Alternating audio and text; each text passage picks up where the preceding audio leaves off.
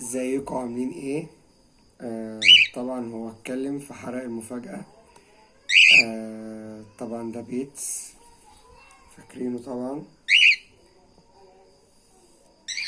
بفضل ربنا وبفضل الدكتور أحمد قدرنا نوصل إن هو بقى بيشوف وبقى بيتناقش معايا، أصلا بيتكلم. ايه يا بيتس؟ بص، أنا هنا. بقى جميل أوي أوي، ومن فرحتي أنا قررت أجيب له صديق. أو فين يا بيتس؟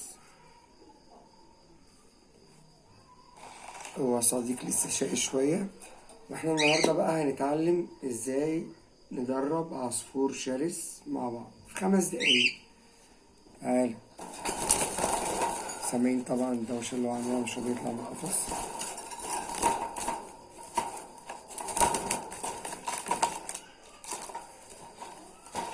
بس. طبعا هو لسه مش متعود على اي حاجة من دي، فانا ماسكه جامد. هو كان بيعض جامد قوي وعضدني، معورني هنا. مش عارف باينة معاكم في الكاميرا ولا ايه. ده بس ايه ده. كل الطيور وكل الحيوانات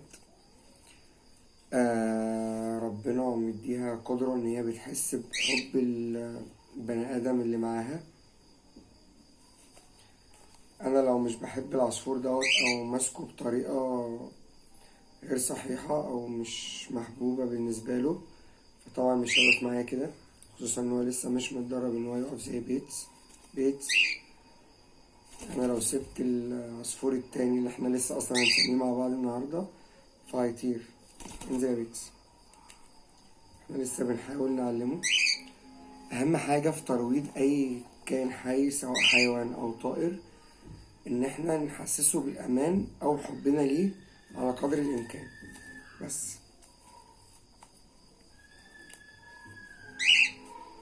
طبعا هو في البداية لما جبته كان بيعض جامد أوي أوي أوي، ومع الوقت ابتديت أعلمه إن هو ما يعضش. وده طبعا بإن أنا اديته الأمان. كان لو بيمسك الصباع يعضه، فهو اطمن إن الصباع مش هيضره في حاجة. فطبعا طالما أنا مش هضره، فطبعا هو هياخد امان جدا جدا. بس هو بيلعب هو.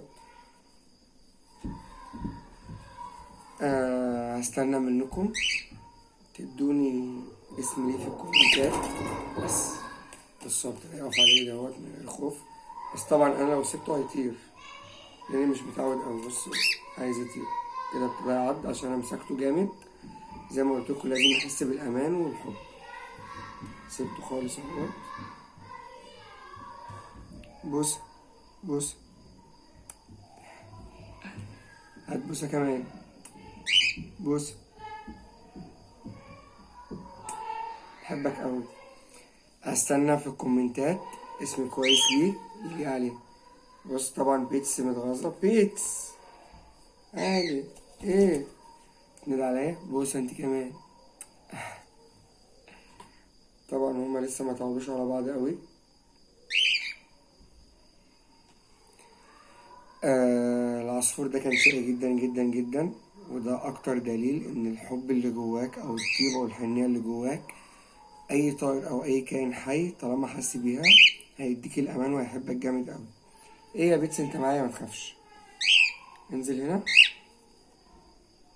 ايه، طبعا هو بيتس ابتدى يشوف حاجات بسيطة كده لحد ما الجرح اللي في عينه يلم. بص هيطير كمان، بيدور على القفص بتاعه.